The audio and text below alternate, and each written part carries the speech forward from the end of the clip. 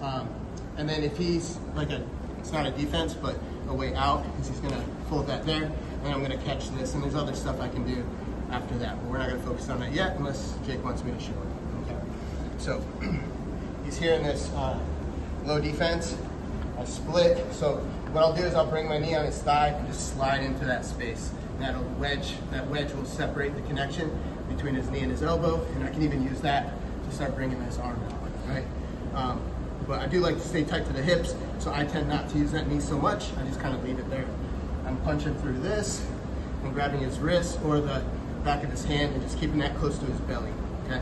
Take my big step. If he grabs it right away, great. If he grabs it right away, and I just scoop it, okay?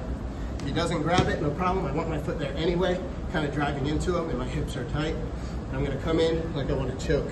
So I start trying to choke him, and then he'll bring his hand to defend.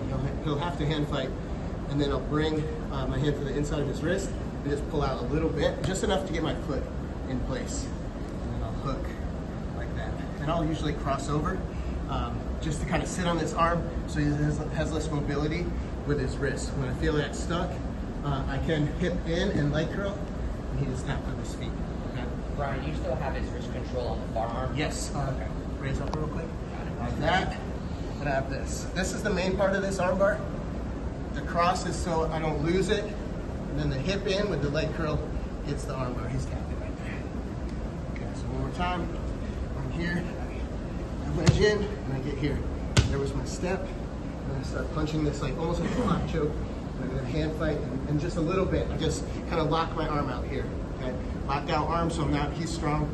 I'm not gonna muscle it, so I gotta lock it out. Step over. Once I step over, just leg curl and scoop it. Get a little cross between my feet, hipping in towards the elbow. So take your arm away, and I'm leg curling and doing this. And you see the tap happens really quick. You got all the power of your hips.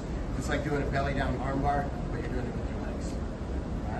All right. Let's try that. Be careful with your partner because it will happen fast. Okay. All right. On 3. 1, 2, 3.